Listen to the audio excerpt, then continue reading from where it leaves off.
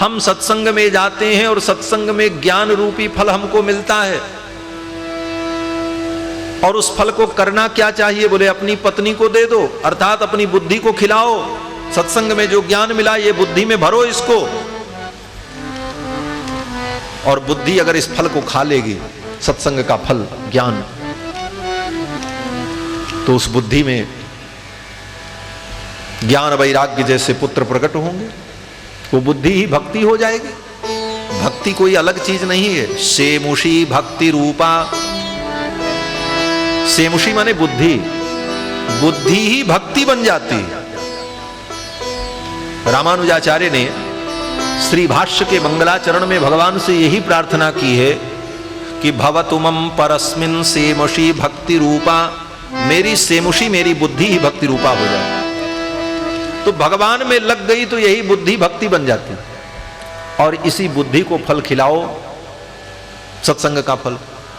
महाराज ब्राह्मण देवता ला करके दिए, लेकिन पत्नी ने नहीं खाया। पत्नी ने कहा, पत्नी ने मन में सोचा फल खाएंगे तो बेटा होगा, फिर बेटा को पालो पोसो बड़ा करो, ये सब इतना कठिन काम मैं नहीं कर पाऊंगी। अपनी बहन से कहा, उसकी बहन ने कहा अच्छा चिंता मत करो, इस फल को गाय को खिला दो। बोले गाय को तो खिला दूं, बेटा कहां से लाऊंगा?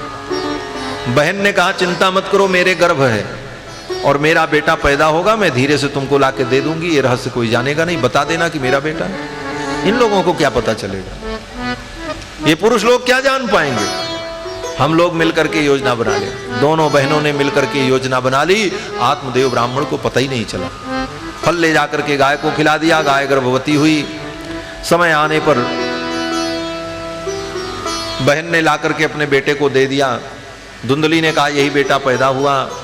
आत्मदेव ब्राह्मण ने उसको अपना बेटा समझा, बड़े प्रेम से पालन पोषण किया। गाय भी गर्भवती थी, गाय ने बछड़े को जन्म दिया। वो बछड़ा भी विलक्षण प्रकट हुआ मनुष्य के आकार में, और कान उसके गाय के समान। उसका नाम रख दिया आत्मदेव जी ने गोकर्ण। गाय के बछड़े को और उस बेटे को, दोनों को संस्कारित किया, यज्ञोपवीत किया, पढ़ाना लिखाना शुरू किया। लेकिन दोनों अलग अलग हो गए, दोनों के संस्कार अलग हुए। गोकर्ण पंडितो ज्ञानी, गोकर्ण जी तो पंडित हुए, ज्ञानी हुए। और धुंधकारी महाखलह, धुंधकारी जो था वो महान दुष्ट हो गया। बच्चों को बुला करके ले जाए, कहे चलो कुआं में देखो शेर है, और छोटे बच्चे जब कुआं में देखने लग जाएं तो उनका पैर पकड़ करके धड़ाम से उसी में गिरा दो। उसके उत्पात से गांव के लोग परेशान हो गए। ऐसा साधु ने कहा। महाराज एक दिन पिता को मारा, पिताजी घर छोड़ करके चले गए। घर छोड़ करके जा रहे थे मरने के लिए। यही संसार है। जब बेटा नहीं था तब मरने जा रहे थे, और आज बेटा के कारण मरने जा रहे हैं। यही संसार है। जिसको बेटा नहीं वो बेटा के लिए परेशान है, और जिसको बेटा है वो बेटा से परेशान है। परेशान सब है। क्यों? बोले थोड़े थोड़े सब दुखी, सुखी राम के दास। ठाकुर जी के चरणों में आओगे तभी सुख मिलेगा। एक संत कहते थे, आराम की तलब है तो एक काम कर, आराम की तलब है तो एक काम कर, आराम की शरण में तू राम राम कर। ठाकुर जी के शरण में ही आनंद है। आराम कल्प वृक्षाणाम विराम सकला पदाम। आराम तो राम जी के चरणों में मरा है, भगवान के चरणों में। गोकर्ण जी महाराज तो परम ज्ञानी हुए। आत्मदेव ब्राह्मण मरने जा रहे थे तो गोकर्ण जी ने समझाया। गोकर्ण जी ने कहा मरो मत पिताजी, मरने से क्या होगा, ये सुधरेगा थोड़ी, इसको तो यही करना है। आपके मरने से ये बदलने वाला नहीं है, इसलिए आप अपनी बुद्धि को बदल लो, अपने विचार बदल लो, बस सब ठीक हो जाएगा। आत्मदेव जी ने कहा क्या करें? गोकर्ण जी ने कहा कि इसके प्रति जो आपका मोह है कि ये मेरा बेटा है, इस मोह को छोड़ दो। ये मेरा बेटा है ये मानना छोड़ दो, आपका दुख खत्म हो जाएगा। बस सूत्र यही है। आप तब तक दुखी हैं जब तक इसको आप अपना बेटा मान रहे हैं। और ये जान लो, संसार में कोई व्यक्ति किसी से तब तक दुखी होता है जब तक वो व्यक्ति उसको अपना मानता है।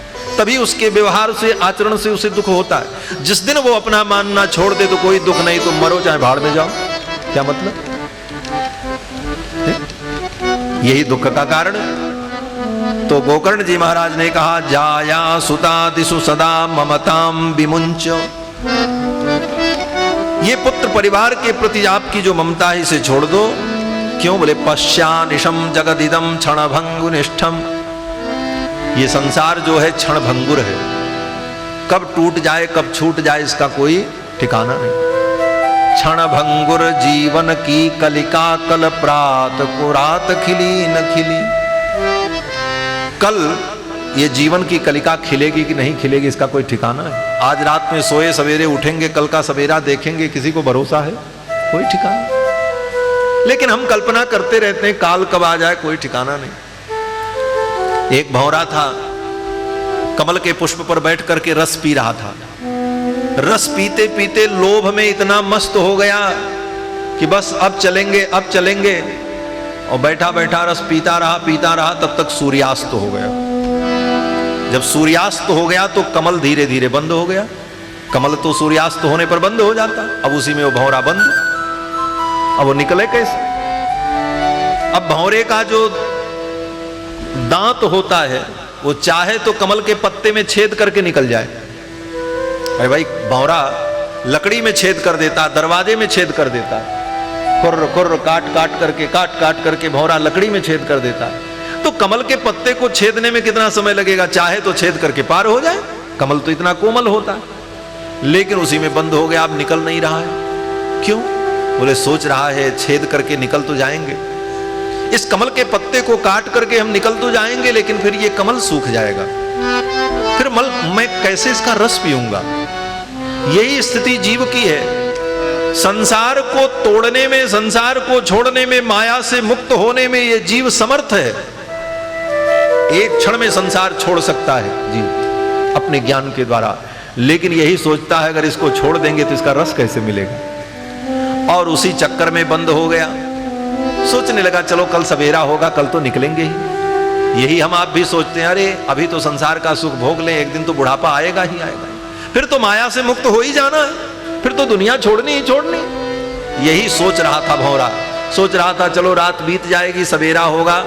रात्रिर्गमिष्यति भविष्यति सुप्रभातम। रात बीतेगी, सुप्रभात होगा, सूर्य खिलेगा, और सूर्य के प्रकाश से ये कमल खिलेगा, फिर मैं उड़ जाऊंगा, कोई चिंता नहीं। रात्रिर्गमिष्यति भविष्यति सुप्रभातम भास्वानुदेश्यति हसिष्यति पंकजश्री इत्थम विचिंतयति कोशगते द्विरेफे। उस कमल के कोश में बैठ करके वो द्विरेफ भंवरा सोच रहा था कि सवेरा होगा, कमल खिलेगा, मैं जाऊंगा। लेकिन सवेरा किसने देखा है? सूर्योदय होने के पहले ही थोड़ा थोड़ा सवेरा हो रहा था, तब तक हाथियों का एक झुंड उसी सरोवर में आ गया। अब हाथियों का झुंड जब आया तो पूरे पानी को रौंद डाला महाराज, और गजराज ने अपने सूंड से उस कमल पुष्प को उखाड़ लिया और उखाड़ करके खा गया। हा हंत हंत नलनीम गज उज्जहार। हाथी ने उस भंवरे के सहित कमल को उठा करके खा लिया। यही हाथी वो काल है। हमारे जीवन में यही होता है, हम सोचते हैं अब ऐसा करेंगे करेंगे, काल कब आ जाए और हमको सब हमारी वासना और हमारे व्यवसाय के सहित हमको निगल जाए, कोई ठिकाना